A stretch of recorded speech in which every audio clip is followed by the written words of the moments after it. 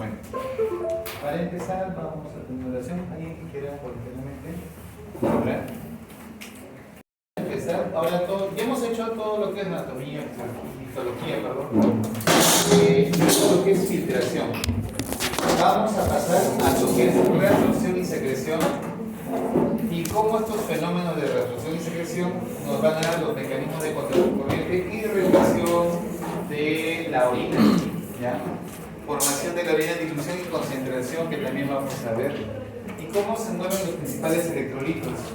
Entre los que yo quiero que dominen está el sodio, el potasio básicamente, y vamos a empezar posteriormente a ver cómo se dan los mecanismos de autorregulación.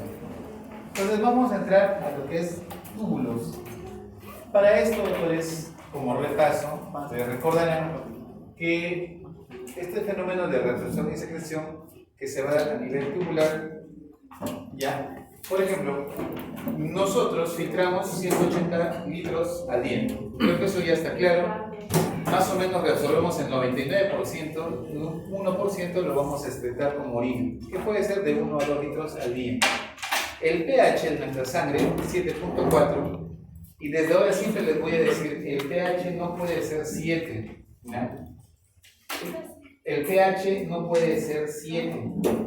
¿Por qué? Porque el pH de 7, doctores, no es compatible para la funcionalidad de las células. ¿Ya? No es compatible para... ¿Ya? No es compatible para la funcionalidad de las células. Por tal motivo, mi medio interno debe tener un pH más o menos de 7.4. ¿Ya? Ese es el pH sanguíneo. Pero nuestra orina maneja pHs que van de 4 hasta 8, ¿no? Rangos bastante amplios porque tengo que excretar hidrogeniones. Y básicamente el cambio de la composición de la orina, que va a cambiar en cada recorrido de los túbulos que vamos a ir viendo a partir de ahora. Entonces son nuestras metas, nuestros objetivos que tenemos que lograr. Básicamente, doctores, recuerden que nosotros la concentración de glucosa en nuestra sangre va de 70 a 110, pongámosle 100, pero en la orina debe ser 0, eso es lo normal. El sodio, normalmente desde un punto de vista clínico, nosotros tenemos que nuestra concentración de sodio en sangre es igual a 140 más menos 5 miliequivalentes, ¿ya? Por si acaso, acostúmbrense a ponerles unidades, ¿ya? Porque si no las ponen, doctores, si me ponen solo 140, yo no sé si será eso miligramos, milimoles, equivalentes, ¿ya? Entonces su rango del sodio va de 135 a 145, ¿ya? Ese es nuestro rango de sodio normal. ¿Cuánto es nuestro sodio en orina? Variará dependiendo de la cantidad de sodio que tú has ingerido en el día. La urea, como ustedes pueden ver, la urea tiene un valor que puede ir desde más o menos 15 hasta, mencionan 30, otra literatura 15 a 35, pero bueno. Entonces los rangos de la urea, doctores, también, yo tengo este rango en mi sangre porque es una concentración, pero lo que significa, este es en miligramos por decilitro. ¿Qué significa eso? Que yo puedo tener gran cantidad de urea eliminada en mi orina. ¿Listo? Y la creatinina, que ya les mencionaba, que en varones va de 0.7 a 1.4 y en mujeres de 0.6 a 1.2. Y en gestantes, ¿cuánto era? 0.8. Ya, muy bien. Yo puedo tener, miren, la cantidad de creatinina que puedo tener en mi orina. O sea, básicamente depende de la eliminación que yo tenga. Entonces, no me conviene, desde un punto de vista renal, doctores, nosotros evaluamos dos, urea y creatinina. Repito, los dos valores que evaluamos nosotros desde el punto de vista clínico es urea y creatinina. Entonces, cuando ustedes como internos de medicina que van a estar en el hospital, les digan, doctor, dígame cuál es la función de su riñón de su paciente. Entonces, básicamente tiene que haber pedido una urea y creatinina mínimo o actualizada como dato. Y con la creatinina ustedes calculan la depuración, que en la práctica tienen dos formas de calcular. Una era con la fórmula que les explicaba, que es la fórmula de 140 menos la edad por el peso entre 72 por la creatinina y por 0.85 en mujeres, ¿ya? Por si acaso, les doy un tips, lean bien el nombre del paciente que les ponen. A veces en el examen práctico, ya, esta es la fórmula y no se dan cuenta que el paciente era mujer. Por si acaso, solo les digo. ¿Ya? Entonces, lean el nombre, no vaya a ser equivocado porque de repente tiene que multiplicar por 0.85. Y si ese fuese el caso, así tuviera puesto la respuesta de 100 de 0. ¿Me dejo entender? O sea, doctor, me he dicho toda la fórmula, solo me olvidé de 0.85. Por ese error no es válido tu respuesta. ¿Ya? Ahora, ese es el caso de la fórmula y el otro es la otra fórmula. ¿Cómo era la fórmula? Como repaso, la depuración de cualquier sustancia es igual. Ya, orina va arriba, era concentración de la sustancia X en orina por volumen de la orina sobre la concentración de la sustancia en el plasma. Solamente como dato para que no, es importante que les diga esto, la unidad que usamos en el volumen es mililitros por minuto. Si A por B les dan, no sé, les dan mililitros por hora o le dan mililitros en 24 horas, ¿qué tienen que hacer? Convertirlo a minutos, ¿ya? Es importante recordar eso, porque la unidad que yo necesito que sea en mililitros por minuto. O sea, ¿cuánto orinado en un minuto? O sea, tienen que convertirlo. ¿Por qué, doctor? Porque si ustedes se dan cuenta, las concentraciones en orina y plasma tienen la misma unidad y sus unidades se van a anular. Lo único que les va a quedar es la unidad del volumen, que es mililitros por minuto. ¿Y cuál es la unidad de la depuración o de la clase de filtración? Mililitros por minuto. Entonces tienen que convertirlo a mililitros por minuto. No se olviden, esto también es uno de los errores que suelen cometer. Casi. ¿Ya? No sé si dan las fijas, porque no soy yo el que hace todo el examen, somos el docente, yo ya tengo mis preguntas y los otros tienen sus preguntas.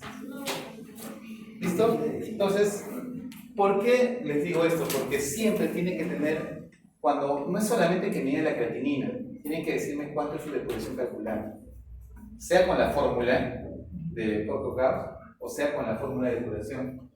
Solamente que la fórmula de depuración es un poco difícil que el hospital les dé la concentración en la orina. Claro, es como que no vas a mandar y todo eso, ¿no? Lo que hacemos en una emergencia, ¿cuál fórmula de usamos? Ya, la fórmula básicamente que usamos el peso, la edad y el valor de creatinina, ¿no? Y el sexo. Entonces, que básicamente es rápido, ¿ya? No se olviden, en situaciones de emergencia no pedimos 24 horas, nadie va a hacer eso, por sentido común. Pero si es un paciente estadio, yo quiero saber cuál es su estadio renal, le pido la fórmula de depuración, ¿ya? No se olviden eso. Bien, doctores, la urea básicamente es una sustancia que lo va a regular los túbulos, ¿ya? No, en la filtración filtra igual que el plasma, no hay inconveniente, la creatinina también filtra igual, no hay ninguna diferencia entre el plasma de la sangre y el plasma de la cápsula de Bowman, es idéntico. Pero ¿quién se va a encargar de estas variaciones tan marcadas? Los túbulos, ¿ya? Cuando un riñón no cumple su función, doctores, la urea se acumula y eso se llama un síndrome urémico.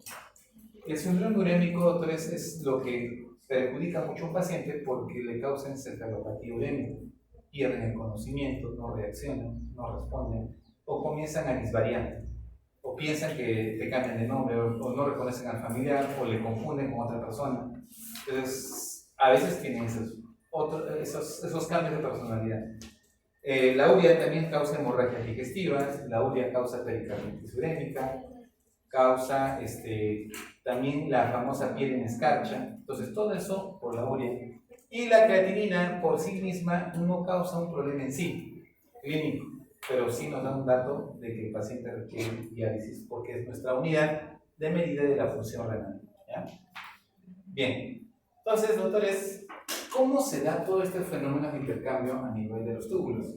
Hay varios mecanismos, ¿ya? Básicamente va a depender mucho del tipo de túbulo al cual se está pasando nuestra orina. Si es en el proximal, doctores, el proximal es el principal túbulo de reabsorción. No hay nadie que le gane en volumen, en porcentaje. ¿Me dejo entender? Más del 65% de todo lo filtrado, ¿dónde se reabsorbe? En el túbulo proximal. ¿No? O sea, no hay otro túbulo que le gane. ¿Listo? ¿Dónde se hace la reabsorción más fina? No en volumen, sino en fina, controlada, regulada por hormonas. Eso se da a nivel del túbulo distal final y a inicios del túbulo colector, ¿no? Entonces, doctores, pero no significa que el porcentaje de reabsorción sea muy alto. ¿Me dejo entender? Ahí máximo podrían llegar hasta un 20%. Pero la parte más fina se da a nivel de la parte final del túbulo distal e inicios del túbulo colector. Tanto en el proximal como en el asa de Henle se da la reabsorción básicamente estándar. Siempre más del 65%, en algunas sustancias hasta el 90%, 99%. ¿Listo? Entonces no se olviden, el proximal es el principal. Por tanto, histológicamente se ha notado que tiene una diferencia. ¿Qué tiene? Microvellosidad es justamente para tener mayor superficie de reabsorción, porque es la mejor zona de reabsorción. ¿Listo? Entonces, ahora, recuerden que nada funciona en nuestro organismo si no existe una bomba, la bomba sodio-potasio TPasa. Desde ahora se los digo, ¿ya? La bomba sodio-potasio TPasa es la única que me va a generar gradientes o diferencias de gradiente. Y desde ahora se los digo. ¿Por qué? Porque si no fuese por ese mecanismo de bomba activo de consumo, doctores, no podríamos movilizar ninguna otra sustancia. Por ejemplo, ahí está mi célula, acá está la luz básicamente tubular, ¿no? Donde está pasando la orina, y básicamente aquí yo tengo mi vaso sanguíneo. Entonces, gracias a esta bomba sodio-potasio TPasa, ¿qué hago? Saco sodio y meto potasio. ¿Listo? Entonces, ¿cuántos sodios? 3. ¿Cuántos potasios? 2. ¿Ya? Entonces, si se percatan, doctores, yo logro que los niveles de sodio en mis células sean bajos, muy bajos. Y al tener una menor gradiente, el sodio, que aquí sí está alto, porque hemos dicho que el sodio que está aquí es igual al plasma, ¿sí? Es igual que al plasma, o sea, es un sodio muy alto. ¿Es igual a la concentración de sodio aquí? ¿Son iguales? Sí, porque hemos dicho que a nivel del túbulo proximal son isosmótica la orina, es igual al plasma, son idénticos en concentración. Entonces, cuando viene mi túbulo proximal, como gracias a esta bomba sodio-potasio TPasa sacó el sodio y lo sacó de la célula y lo llevó al vaso sanguíneo, genera una gradiente.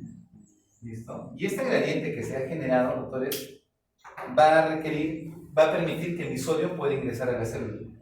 Si no funciona esto, doctores, no existe ese mecanismo y no va a abrir. Lo curioso es que el sodio no ingresa solo. El sodio tiene un cotransportador donde va a ingresar con una sustancia que puede ser glucosa, aminoácidos, lactato, fosfato, ¿listo? O puede ser mecanismos de contratransporte, como por ejemplo, tienen otro que es entra sodio y sale hidrógeno. Entonces, el sodio no puede ingresar si no tiene un transportador o un canal. Nunca se olviden eso, el sodio no puede ingresar solo. Pero gracias a la gradiente, el sodio quiere ingresar. Solo lo va a hacer con transportadores o con canales. Pregunta, este es un transporte activo, ¿sí? Primario, o sea, consume energía, consume ATP. Esto ya lo conocen. ¿Y estos qué son? ¿Qué tipo de transportes son? Son transportes activos secundarios. ¿Por qué, doctor? Porque estos funcionan gracias a este. Si este no funciona, estos tampoco funcionan. ¿Listo?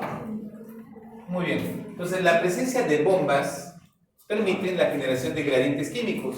¿Qué bomba principalmente? Sodio-potasio TPasa. ¿Ya? Desde ahora creo que es importante que ya lo vayan interiorizando. Esta bomba sodio-potasio TPasa se puede potenciar. ¿Sí, doctor? Sí, yo puedo potenciar, puedo hacer que funcione más rápido. Y lo pueden hacer ustedes. Cuando hagan farmacología o lo que lo están haciendo, ustedes pueden manipular muchos mecanismos. Y uno de ellos es la bomba sodio-potasio TPasa. ¿Cuál es el objetivo, doctores? Sacar sodio y meter potasio. ¿Qué pasaría? Solo les digo, yo tengo mucho potasio en mi sangre. ¿Me conviene que esta bomba saque el potasio y lo meta a la célula? ¿O no? Claro, porque de esa manera bajo los niveles de potasio en mi vaso y puedo aliviar el problema del paciente que tiene hiperpotasemia, por ejemplo. Entonces, ¿qué elementos potencian a esta bomba? A ver, ¿a quién se le ocurre alguna idea? A esta bomba sodio potasio TPasa, ¿quién lo puede potenciar? Uno.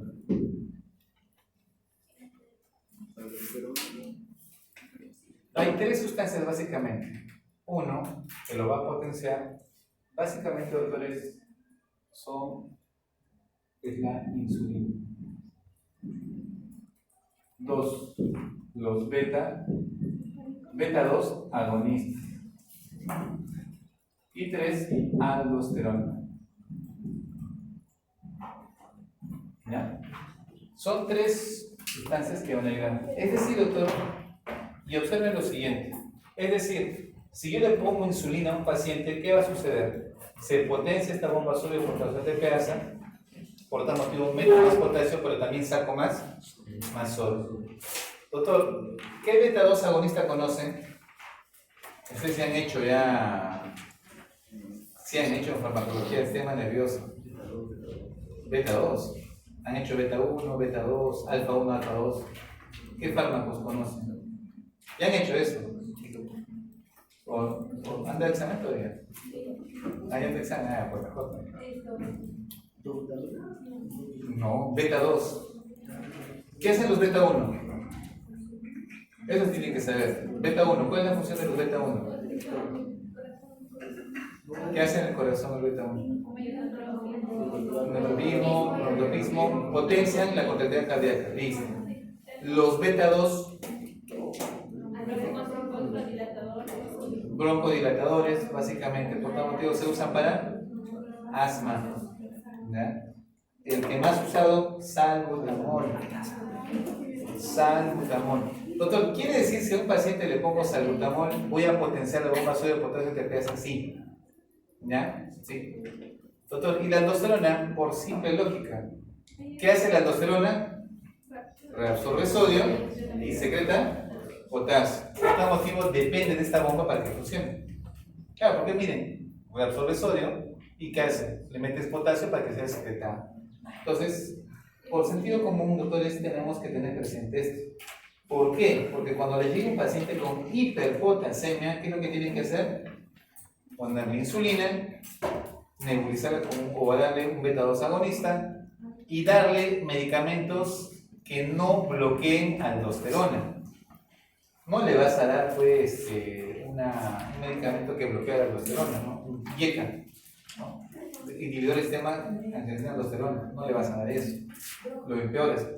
Por eso es que en los pacientes asmáticos, por ejemplo, no se les debe dar IECA, no se les debe dar AINES, ¿no? Porque puedes bloquear mecanismos que de repente sí le están beneficiando al paciente. ¿Listo? Entonces vamos a tener que recordar muy bien estos mecanismos.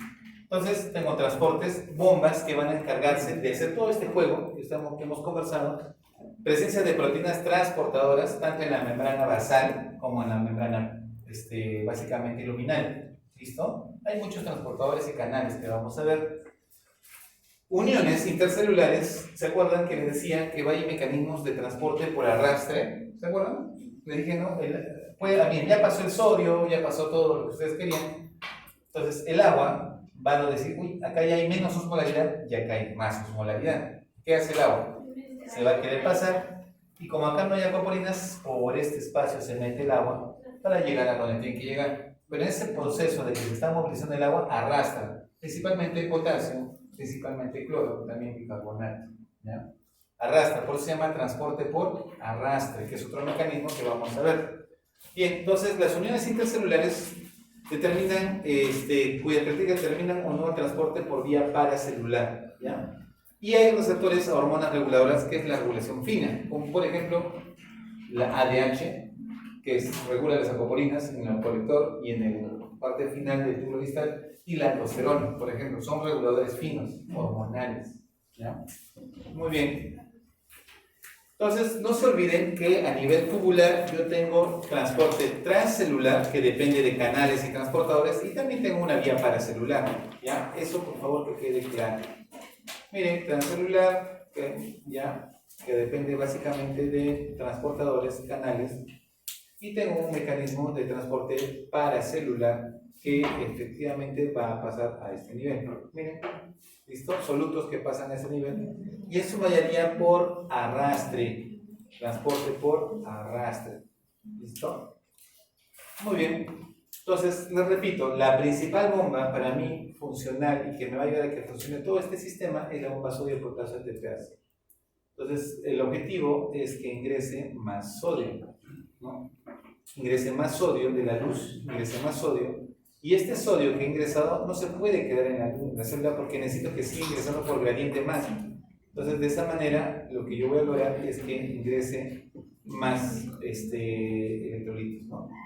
Muy bien. Ahora, les decía que el sodio que está aquí, que es el rojito, no puede ingresar si no está acompañado de alguien.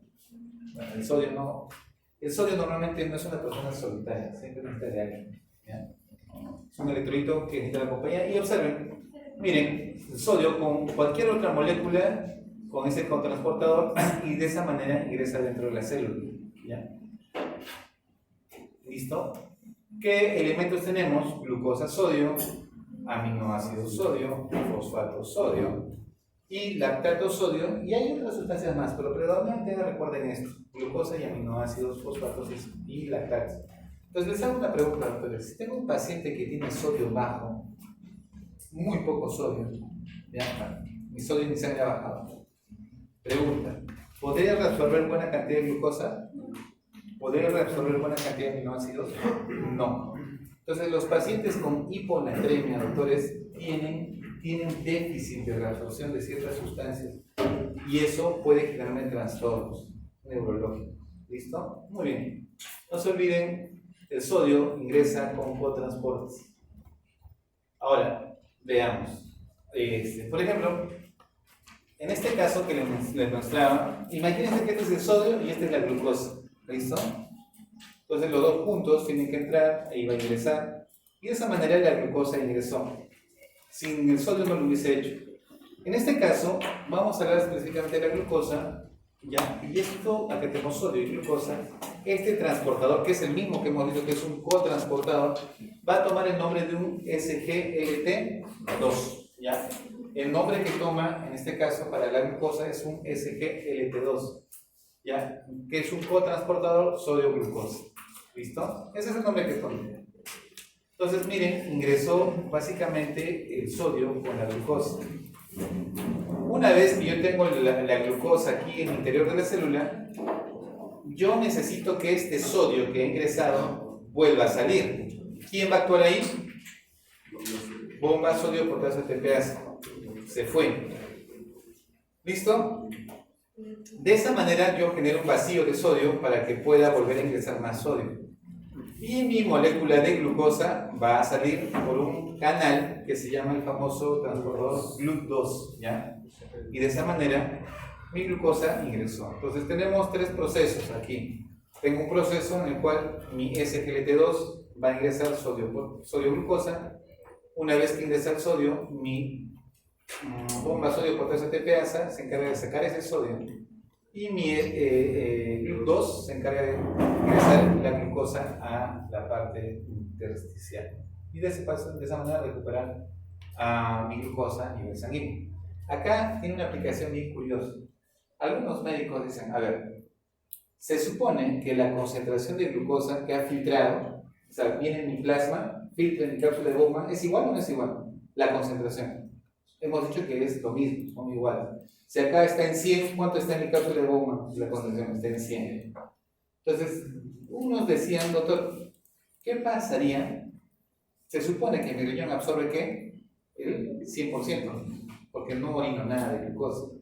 ¿Qué pasaría si yo doy un inhibidor SGLT2? ¿Qué pasaría?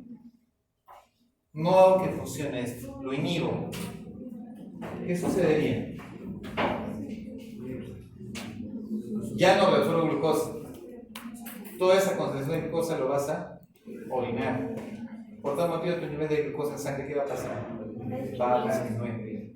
Entonces, crearon este fármaco, que son los inhibidores del SGLT2, para controlar la glucosa en sangre.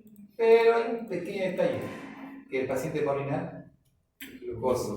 Y eso tampoco no es bueno, pero es un mecanismo que existe. Hay medicamentos, ¿ya? No se olviden los inhibidores del SGLT2, que se usan para disminuir la glucosa, ¿ya?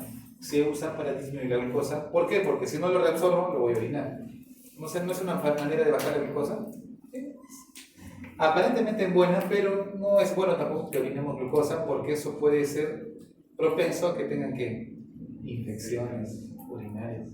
Porque las bacterias ¿de qué se alimentan? De glucosa. ¿Listo? Y los virus de proteínas, principalmente. Pero las bacterias necesitan glucosa.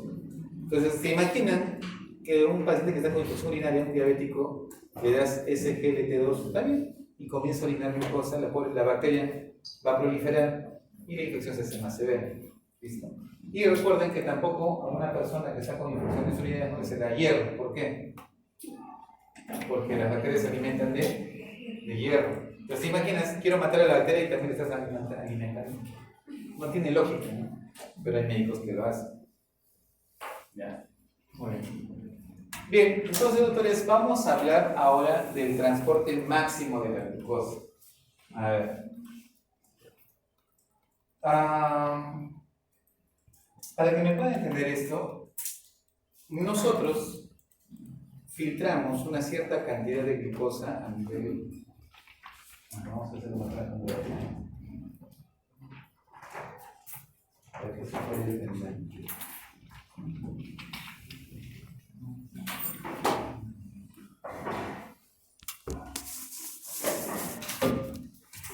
A ver, viene mi capilar y viene mi cápsula de pompa, que es el esquema básico. ¿Ya? Entonces, yo me hago una pregunta. ¿Cuánto es mi concentración de glucosa en sangre? ¿De 70 a 110 ¿qué? miligramos por decilitro? Pongámosle 100 como valor de referencia. ¿Listo? ¿Listo? 100. ¿Listo? ¿Qué significa 100 miligramos sobre decilitro? ¿Alguien que me explique? ¿Miligramos en cuánto de volumen?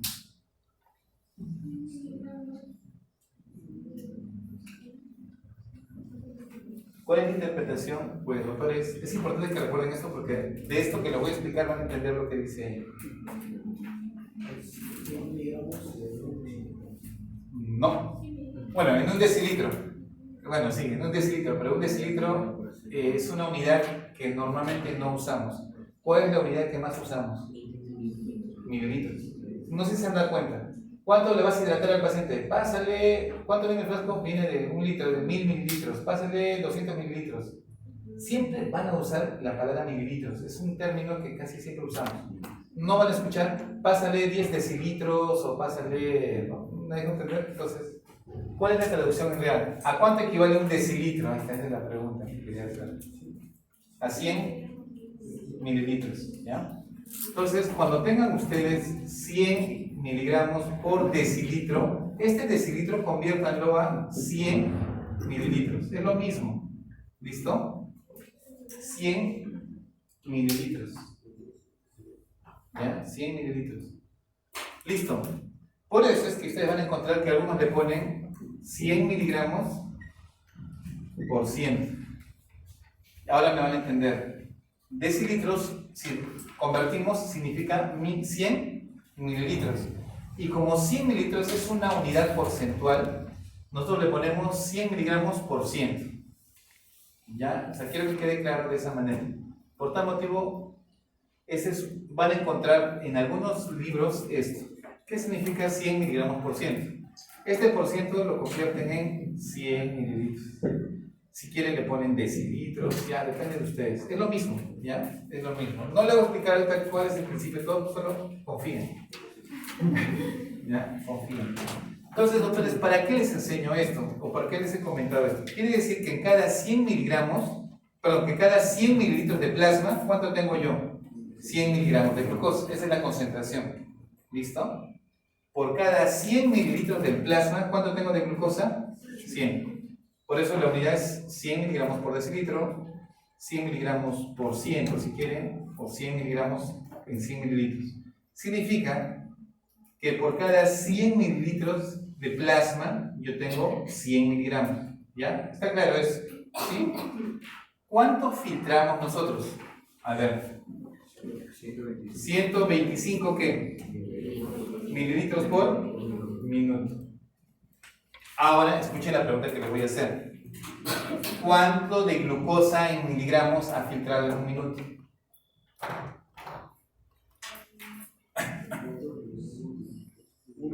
Esta es la concentración que tiene. ¿Ya? O sea, a la concentración que les ha llegado acá, en el plasma, porque está bien el plasma acá, es 100 miligramos por 100 mililitros. Listo. Pregunta, ¿cuánto de glucosa ha filtrado? 125 miligramos. ¿Sí? ¿O no? ¿Qué significa?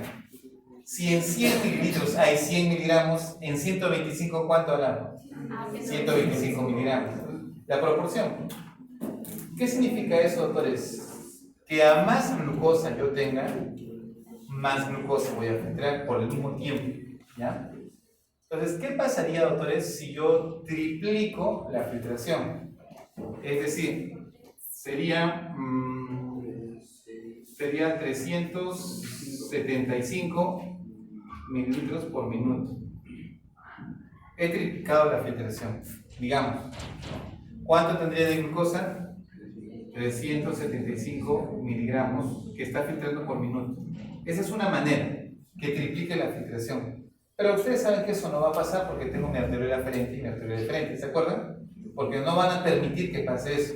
Entonces, lo que sí puede pasar es que el paciente sea diabético y tenga, por lo menos, tenga 300 miligramos en 100 mililitros. Ahora, por cada 100, ¿cuánto tengo? 300. En 125, ¿cuánto va a haber? 375 miligramos. Entonces, ¿qué significa eso, doctores? Que se ha visto, a ver, les explico lo siguiente. Se ha visto, doctores, que cuando un diabético tiene valores muy altos de glucosa, filtro más glucosa. ¿Listo? Pero se supone que esa glucosa tiene que ser, ¿qué? Reabsorbida. Y acá tiene que ser cero. ¿Sí? Entonces, quiere decir que yo tengo un poder de reabsorción muy alto, pero tiene un tope. Y lo que se ha visto que en varones, cuando su tope máximo es 375 miligramos por minuto. ¿Me dejo entender? Si superas esa reabsorción de 325 miligramos, o sea, quiere decir que todo esto viene y todo eso se reabsorbe en un minuto. Ya, ese es su tope máximo. Tú superas esto, doctores, vas a comenzar a ¿qué? A orinar. Esto es en varones. En mujeres dice, si tú llegas a 300 miligramos por minuto, quiere decir que vas a poder reabsorber, pero si llegas a 350 en mujeres o 400, que la persona va a comenzar a orinar ¿qué? Glucosa. A estos puntos que ustedes están viendo de reabsorción es el tope máximo. ¿Ya? El tope máximo. Lo normal es que reabsorba ¿cuánto? 125 miligramos por minuto, porque es lo que ha filtrado. Y lo reabsorbe todo porque no tengo que orinar nada. Doctor, tiene 200 miligramos, lo va a reabsorber. ¿Cuánto es su tope máximo en un varón? 375 miligramos por minuto de reabsorción. Y en una mujer, 300 miligramos por minuto. Superamos eso, doctores, no vamos a poder controlar o contener la glucosa y vamos a orinar. A esto se le llama transporte máximo. ¿Ya? Es lo máximo de esfuerzo que puede hacer tus túbulos para que tú reabsorbas toda tu glucosa. ¿Listo? En aproximadamente 375 en varones y 300 en mujeres. ¿Listo? ¿Cómo lo calcularon? Fácil, multiplicando la tasa de filtración glomerular por la concentración de glucosa. Es decir, si yo multiplico 300 por 125 o 3, voy a calcular más o menos cuánto por minuto yo tengo. Y es lo que hemos calculado, que es 375. Es la fórmula que se calcula la tasa máxima. Repito, es la tasa de filtración del paciente por la concentración de glucosa te va a dar la tasa máxima. Que en este caso hemos calculado que es 375. ¿Ya? Entonces, todos decían, doctor, entonces quiere decir que si un paciente tiene 300 de glucosa en su sangre, quiere decir que si supero de 300, ¿voy a qué? Orinar glucosa. ¿Ya? Pero en la realidad, esto fue un experimento de laboratorio. Chévere, ¿no? Todo calculado, pero en la realidad no es así. ¿Ya? En la realidad no pasa eso. Lo que se ha visto que cuando una persona supera de 180, ya comienzas a tener glucosa en orina. ¿Listo? Entonces, desde un punto de vista de fisiología, doctores, yo tengo un porcentaje de reabsorción que es 375 miligramos por minuto, que yo reabsorbo de glucosa en un minuto, y en mujeres de 300. Pero se ha visto, doctores, que cuando en mi sangre yo tengo un valor de 180, repito, 180 miligramos por decilitro o miligramos por 100 mililitros, doctores, nosotros ya orinamos. A esto se le llama el umbral renal. ¿Listo? Cuando les pregunten cuánto es el umbral renal para la glucosa, ¿cuánto es? 180. ¿Listo? No es 300. En teoría debería ser 300, pero no funciona así. En la realidad es 180. ¿Listo? Entonces tenemos gráficas. Miren, esta es la curva de filtración. A mayor glucosa en plasma, mayor miligramos por minuto voy a tener. A más filtre, ¿listo? A más concentración tenga, más filtración voy a tener, ¿no? Es directamente proporcional, creo yo. Después viene una curva de excreción, es decir, lo que es el famoso umbral renal. ¿Y cuánto es el valor? 180. No se olviden, este es nuestro umbral renal. Ahora tengo una curva de reabsorción. ¿Listo?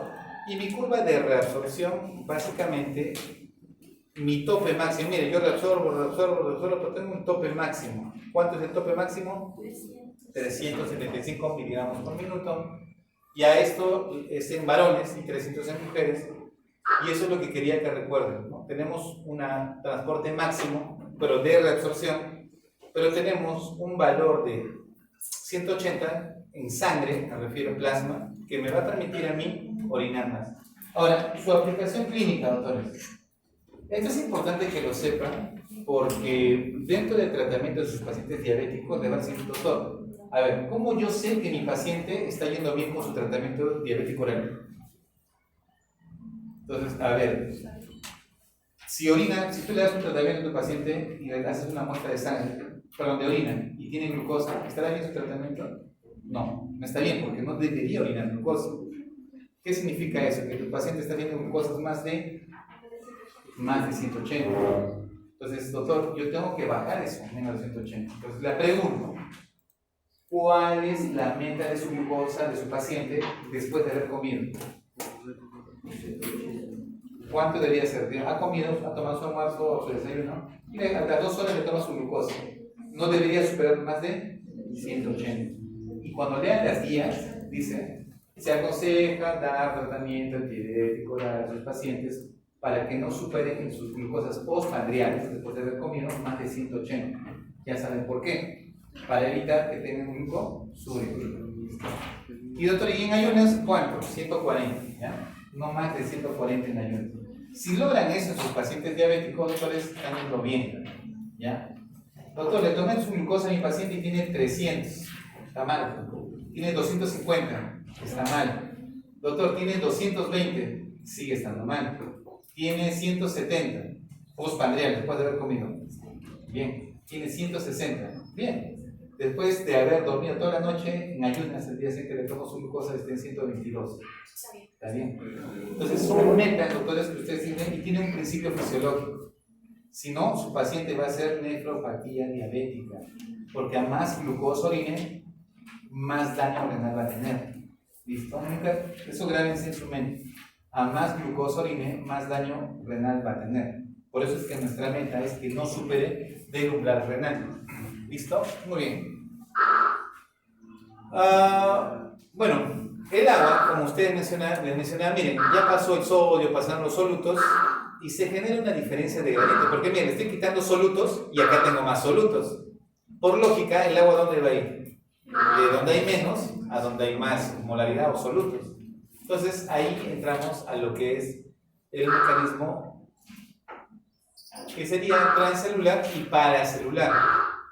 Transcelular porque hay acuaporinas, nunca se olviden, acuaporinas, tiene que haber acuaporinas, o dependiente de hormonas o no dependiente de hormonas, porque hay acuaporinas que ya están abiertas, solas, ¿listo? Un ejemplo, por ejemplo, de acuaporinas ya abiertas, sin necesidad de hormonas, es en asa descendente de gen, delgada, ¿sí? Ahí es permeable al agua, porque tiene acuaporinas, ¿listo? Que permiten la salida del agua. No necesita ninguna hormona, ADH, nada de eso. A diferencia del túbulo colector, que sí necesita de ADH para que se activen y se puedan presentar las acuaporinas, ¿ya?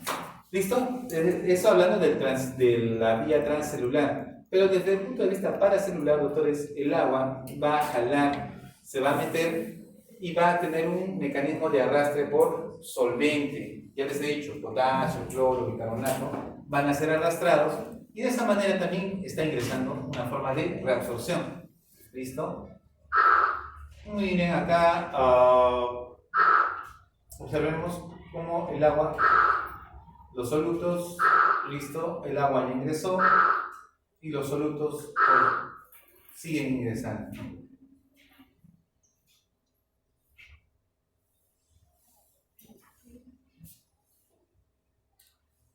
Muy bien, y una vez que los solutos están aquí, recuerden que tenemos capilares, listo, que se van a encargar de ingresar todos esos solutos para que de esta manera esta parte de intersticio quede también libre, ¿no? Muy bien. Entonces, en el túbulo proximal, para resumen, doctores, es la principal zona de reabsorción. Se van a dar los mecanismos más potentes de transporte, ¿ya? En este caso, transporte activo.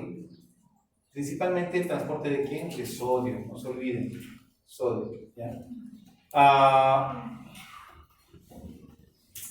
No se olviden, en el túbulo proximal, así como reabsorbo agua, también reabsorbo solutos, por eso no modifico la osmolaridad.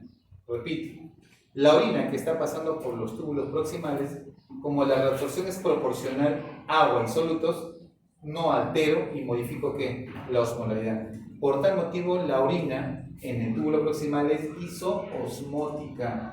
Repito, la osmolaridad de la orina en el túbulo proximal es isoosmótica. ¿Ya? Pero no olvidemos que los principales elementos que tienen que ser absorbidos son glucosa y aminoácidos, ya que excretamos sed. ¿Ya? Esto también vamos a ir recordando.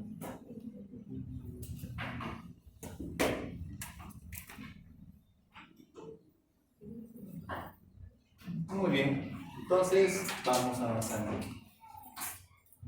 Ahora, ustedes se preguntarán, doctor, el proximal es una buena zona de reabsorción, pero también el proximal es una zona de secreción. ¿Sí? Cumple las dos funciones, repito.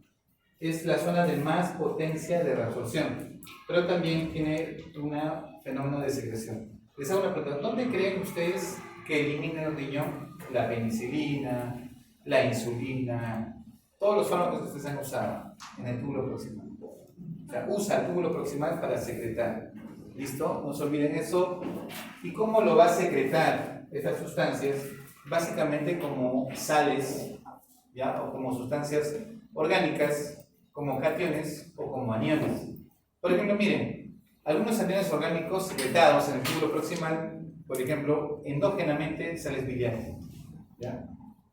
Si bien eliminamos sales biliares por las heces y todo eso, pues también el riñón tiene un fenómeno de secreción. Y furatos, oxalatos. Y acá vienen penicilinas. Yo sé que ustedes saben, ¿a cuántos les han puesto penicilina alguna vez? La lechosita, la blanquita. ¿De niños nunca les han puesto? Ya. Algunos sí nos han puesto desde pequeños. Ya. Salicilatos, sulfonamidas, probenecid, son fármacos, doctores, que son secretados a nivel túbulo proximal.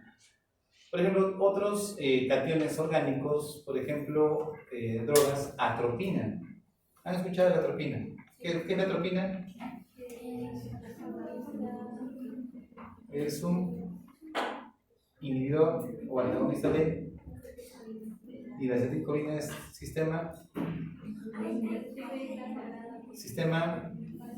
parasimpático. Por tal motivo su efecto va a ser un efecto simpático. ¿Sí? ¿Se entiende? ¿O no? Parece mareado, ¿no? Nunca se olviden, doctores, que el parasimpático es quien controla al simpático. Ustedes son los hermanos. ¿Ustedes tienen hermanos pequeños? Ya está. A veces el hermano pequeño es muy terrible. Y ustedes dicen, no, compórtate bien, siéntate bien. No hagas eso. Tú lo controlas. Tú te vas de la casa y lo dejas solo en la casa, puede destrozar todo. Ya está. Esa es la función del parasimpático. Me dejo entender, controlar al simpático. Si yo inhibo al parasimpático, ¿qué voy a conseguir? Que el simpático haga su función. Por eso es que al inhibir al parasimpático, no es que estoy potenciando al simpático, lo único que estoy haciendo es sacar al que lo controla para que el simpático haga su función que normalmente suele hacer. Y es por eso que tienes un efecto como el simpático. Por eso que la atropina, no nos olviden que usamos para casos de que quiero producir taquicardia, porque quiero aumentar la frecuencia cardíaca. Y no es porque sea un estímulo simpático directo, sino es un inhibidor del parasimpático que controla al simpático. Para el envenenamiento, ¿no? Ya, claro, para envenenar por órganos fosforados. Ya, ¿sí? Básicamente para ello. La cimetidina, la morfina, que se ha usado bastante en pacientes oncológicos terminales, que tienen mucho dolor, la procaína o la quinina, que son fármacos que también se usan, son secretados a nivel túbulo proximal. O sea, lo que quiero que recuerden es que el túbulo proximal está bien, resuelve todo, un porcentaje muy alto, pero también tiene una función de secreción. Si no funciona el túbulo proximal, doctores, ustedes no van a poder secretar y se pueden intoxicar con todo esto. Y tampoco les conviene.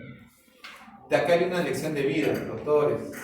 Si ustedes saben que un fármaco es excretado o secretado a nivel renal y saben que el paciente está en insuficiencia renal y no funciona su riñón, le van a colocar la dosis normal, tienen que corregir la dosis, menos dosis, porque te imaginas, le sigo con una penicilina procaínica todos los días, un millón, y el paciente no lo puede eliminar. ¿Qué estás haciendo? Lo estás intoxicando con penicilina. Entonces, y eso les ha pasado a muchos médicos. Recuerden, si saben que un fármaco se secreta a nivel renal, tienen que corregir la dosis. ¿Ya? Muy bien. Entonces, gracias a estos mecanismos motores a nivel túbulo proximal, yo puedo secretar una serie de sustancias. ¿Ya? A ver, vamos a ver. Por ejemplo, acá les muestro un fenómeno bien curioso. Miren, vamos a secretar ácidos débiles por difusión pasiva. ¿Qué significa, doctor? Que cuando una sustancia está en su fase aniónica me refiero, no pasa las membranas. Por lógica, ¿no? Las membranas, ¿qué son? Lipofílicas, que están hechos de lípidos, ¿no? Y lo que es cargas no va a pasar por ahí, a lo contrario. Básicamente tendría que ser más que todo neutro para que la parte lipofílica no neutralice. Por tal motivo, los ácidos en su fase no disociada, doctores, pueden pasar libremente porque no hay cargas. Entonces, observen. ¿Listo? Muy bien.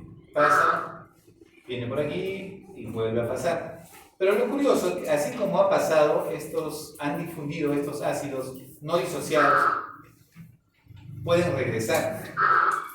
¿Listo? Pero miren, cuando está en su fase aniónica, no pasa. Entonces, ¿cómo es el mecanismo de secreción de sustancias? Pues sencillo.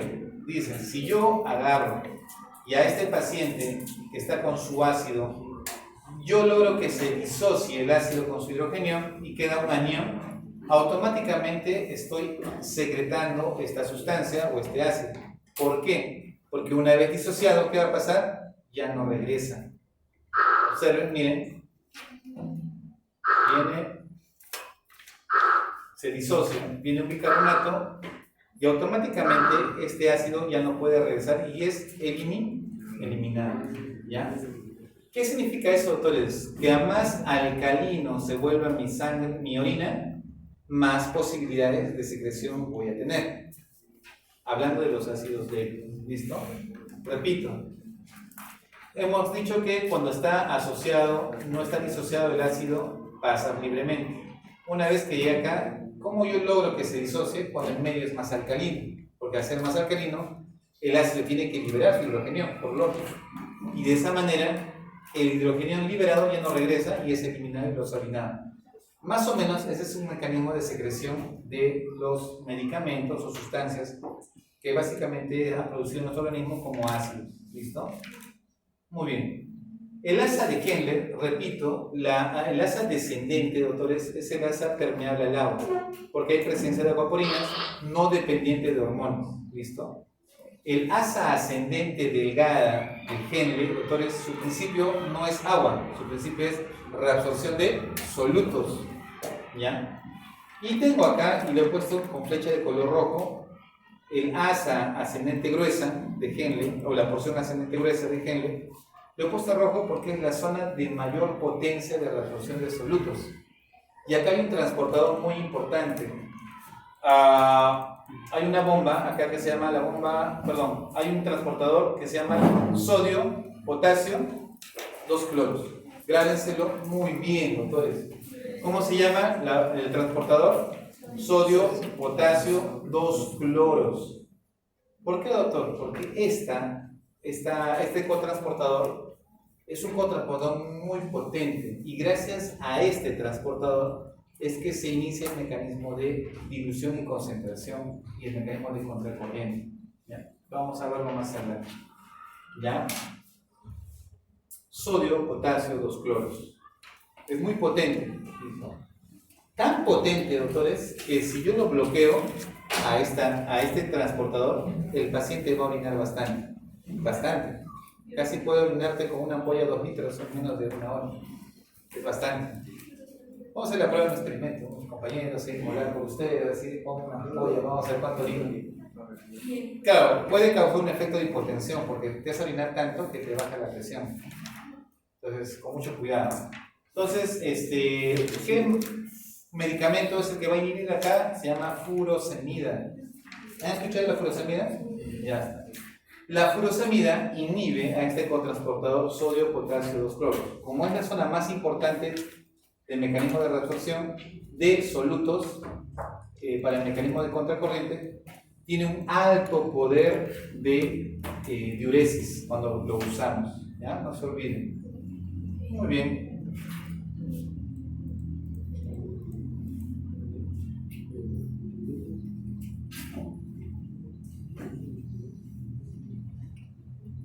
Observen, miren, acá está este medicamento, miren, acá viene, ya está, miren, viene mi cloro, 2 cloros, potasio y sodio. Percátense que viene, el cloro tiene su canal, el potasio tiene su canal, y también tengo la bomba sodio, potasio, ATPase. ¿Listo? ¿Qué he logrado en mi intersticio? ¿Qué he incrementado? Vamos a repetir. Miren, acá tengo cloros, cloruro de sodio, cloruro de sodio, cloruro de sodio. Listo. Después de este proceso, doctores, ustedes van a darse cuenta que lo que hemos incrementado a este nivel es las concentraciones de ¿qué? De cloro y sodio. O sea, lo que he incrementado es la osmolaridad de ¿quién? En mi intersticio. Y desde ahora se van a dar cuenta que a más osmolaridad tenga mi intersticio, mejor mecanismo de dilución y concentración voy a tener. ¿Ya? Mejor mecanismo de concentración. Miren, en la luz se volvió 100. ¿Y cuánto tengo en el intersticio? 500. He concentrado bastante. ¿Ya? Repito. Entonces, ¿qué me quiere decir con eso, doctor? Que el asa de Henle, en la porción donde está esta bomba sodio, potasio, 2 cloros, ¿cómo va a ser la orina? Igual que en el túbulo proximal, isosmótico, o va a ser como hipoosmótico. Porque ¿cuánto hemos hecho que era la osmolaridad de la sangre? 300. ¿Ya? Hablando desde el punto de vista de fisiología, 300. Pero miren cómo queda la concentración de la orina a nivel del asa ascendente gruesa de Henle. ¿Cuánto? 100. Eso es hipoosmótico. Quiere decir que en la asa gruesa se vuelve hipoosmótico. Y cuando siga la orina y se vaya ¿a dónde? Al túbulo contorneado distal, ¿cómo va a ser la orina? Va a seguir siendo hipoosmótica. Acá viene, repito, miren, ha filtrado, y acá ¿cómo es la orina? En el túbulo proximal, isosmótico. Viene por acá, sigue siendo isosmótico, y de repente entra en el asa descendente, delgada. Como va perdiendo agua, ¿qué va pasando con la orina? Se va concentrando y se vuelve hiperosmótica. Entonces quiere decir que en el asa descendente de Henle la orina se hace más hiperosmótica. Conforme voy ascendiendo, ahora le estoy quitando solutos. Quiere decir que se va haciendo más hiposmótica. Y cuando llego a este nivel ya le quito tal cantidad de solutos que en este nivel ya la orina se vuelve hipoosmótica. ¿Y qué orina va a ingresar acá al túbulo distal? Hipoosmótica. Entonces, la única zona donde la orina es isosmótica, ¿dónde es? En la próxima. Proximal, ¿ya? Eso ténganlo presente. Esto ya hemos visto. Ya. Muy bien, entonces, el transporte, vamos al túbulo distal. Ya hemos visto el asa de Henle proximal. En el túbulo distal, doctores, el transporte en los últimos segmentos se realiza de la siguiente manera. Transporte en el túbulo contorneado distal y hay transporte en el segmento conector del túbulo distal. ¿Cuál es el segmento conector? La parte final. ¿Ya? Son dos términos que suelen usarse. ¿Ya? Bueno, depende del libro que van a leer con la literatura. Ustedes saben que el túbulo colector histológicamente no forma parte de la nefrona, ¿no? Porque su estructura de formación es diferente. Pero ustedes van a tener ¿Qué significa? Viene mi túbulo proximal, que inicia acá. Tengo una porción inicial y tengo una porción final. Algunos a esta porción final dicen la parte final del túbulo distal y otros le han puesto el nombre del túbulo conector, porque conectan. Conector conecta con el túbulo colector. ¿Ya? Este es el túbulo colector. Túbulo colector. ¿Ya? Pues a este segmento pequeño le llaman el túbulo conector o la parte final del túbulo distal. Entonces, ¿qué significa ahí? El transporte en el segmento conector del túbulo distal y el túbulo colector, básicamente dado en que estos últimos se realiza un control hormonal. ¿Qué hormonas actúan a este nivel? Aldosterona, y principalmente aldosterona, y a nivel del túbulo colector, principalmente ADH. ¿Ya? ADH. Entonces, gracias a la aldosterona regulo sodio y potasio, y gracias a la aldosterona, al ADH regulo agua. ¿Listo? Muy bien. Voy a hablarles un poquito de este segmento de aquí. Aquí hay un transportador. Acá. ¿Dónde es esto? En la porción inicial del túbulo distal. ¿Qué hace? Reabsorbo sodio y reabsorbo cloro. ¿Ya? Voy a reabsorber sodio y voy a reabsorber cloro. Indirectamente, doctores, al yo reabsorber sodio y cloro, ¿qué estoy haciendo con mi intersticio? También lo estoy incrementando. ¿Listo? Y aumento los con el intersticio. Ese transportador que ustedes ven acá, sodio-cloro, miren, sodio-cloro, que está a nivel del túbulo distal, la parte inicial, doctores, es un transportador que también se puede bloquear y me va a permitir orinar. Es un diurético, se llaman los diuréticos tiacídicos. El más conocido es la hidroclorotiacida. ¿Ya? ¿Dónde actúa? A este nivel. Inhibo este transportador. Y al inhibirlo, bloqueo la formación o el incremento de mi intersticio, de la osmolalidad intersticial, y de esa manera el paciente va a orinar mucho más. ¿Listo? ¿Y la espironolactona también está abierta? No. La espironolactona va a actuar donde actúa la aldosterona. En el colector. Ese es en el túbulo final del distal, en la parte final del distal o en el túbulo colector. ¿Ya? Ahí actúa la espironolactona porque es básicamente antagonista o un inhibidor de la funcionalidad de la aldosterona. ¿Ya?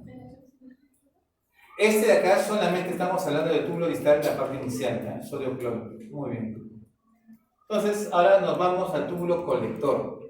El túbulo colector, doctores, es un túbulo muy especial. Y la parte del túbulo conector. Miren, conector y el túbulo colector. Este segmento de aquí es muy especial porque tiene dos tipos de células. Unas células que son conocidas como las células principales y las otras células intercaladas. Creo que sí ya lo han visto en la parte de histología. Solamente quiero recordarles que las principales, su mecanismo es regulación de sodio-potasio. Y las intercaladas es regulación ácido-base. Hidrogeniones y bicarbonato. ¿Ya? Hidrogeniones y bicarbonato. Dentro de lo que es las células principales, yo tengo función de aldosterona. ¿Qué va a hacer la aldosterona? Potencia la bomba, sodio, potasio, TPasa, y la aldosterona va a permitir que yo coloque canales. Acá viene.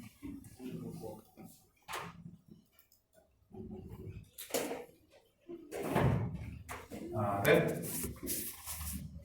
Acá está mi célula. Acá sigue mi célula.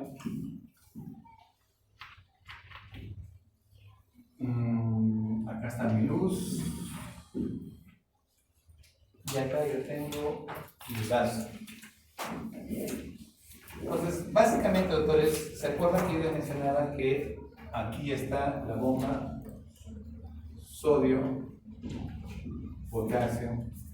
Entonces, ¿la aldosterona lo va a potenciar? Sí. Y la aldosterona me va a dar el lujo de colocarle también canales de sodio y canales de potasio. Quiere decir que el sodio que está acá va a ingresar y el potasio que está aquí va a salir. Al final, ¿él logra el objetivo de la aldosterona? Sí, reabsorción y secreción de potasio. Entonces, no se olviden, a nivel de las células principales, la aldosterona va a llegar a nivel del núcleo y va a hacer de que esta célula principal forme proteínas para canales de sodio y potasio y permita la mayor fabricación de bombas sodio, potasio, TPasa y también de potencia y sus mecanismos de funcionalidad.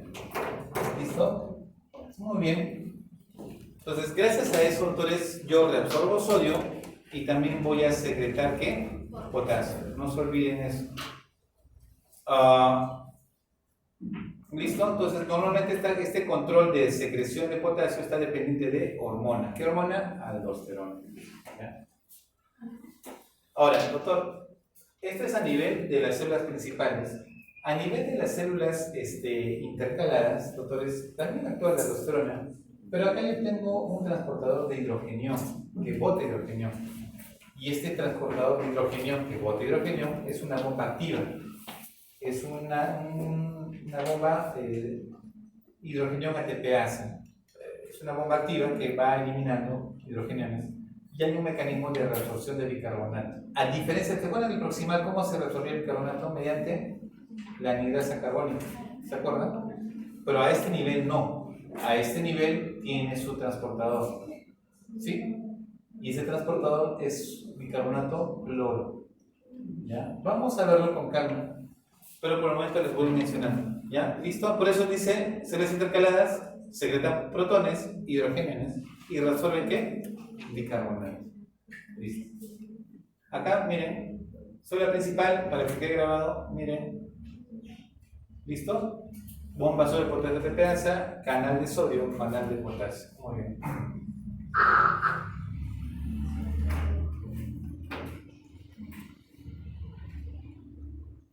Ya, y a nivel de lo que es la secreción de hidrogeniones, miren, observemos.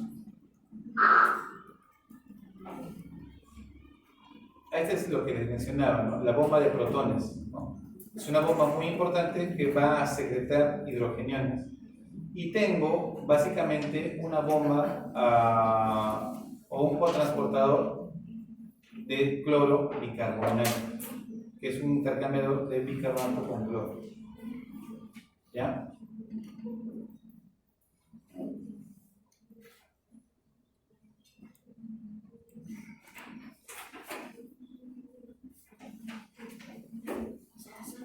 Muy bien.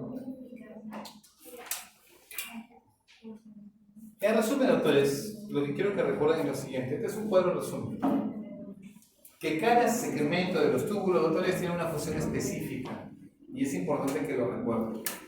Aldosterona va a actuar en el túbulo distal, la parte final y el inicio del colector. Y en este caso, el efecto va a ser reabsorción de sodio o secreción de potasio. Y tengo la hormona antidiurética que principalmente va a actuar a nivel túbulo colector y cuyo mecanismo es reabsorción de agua, ¿ya? Estos fenómenos que ustedes están viendo aquí son regulaciones finas. O sea, es como que en el proximal lo puedo regular, puedo hacer que resuelva más de 65 o el 80, no, eso lo va a hacer porque lo tiene que hacer, ¿listo? Pero la única zona donde sí tu riñón va a tomar en cuenta si lo secreta más sodio o resuelve más sodio, secreta más potasio, es mediante regulación hormonal que es más fina, ¿ya? Entonces, nosotros vamos a tener fenómenos tanto de excreción, que son sustancias reguladas y eliminadas. ¿Qué significa reguladas, doctores? Que básicamente que la parte de este mecanismo de regulación mayormente se va a centrar en cómo yo manejo el sodio y los electrolitos. Y en los fenómenos de eliminación es qué sustancias tengo que excretar, porque son tóxicas, o son de desecho, o son por fármaco. Entonces tengo fenómenos de regulación donde mi riñón está que regula tanto el agua, el sodio, el potasio, el magnesio, el calcio, bicarbonato. Y eliminación porque los tengo que sacar sí o sí de mi organismo, ¿ya? Muy bien. Finalizamos esta parte introductoria. Introductoria.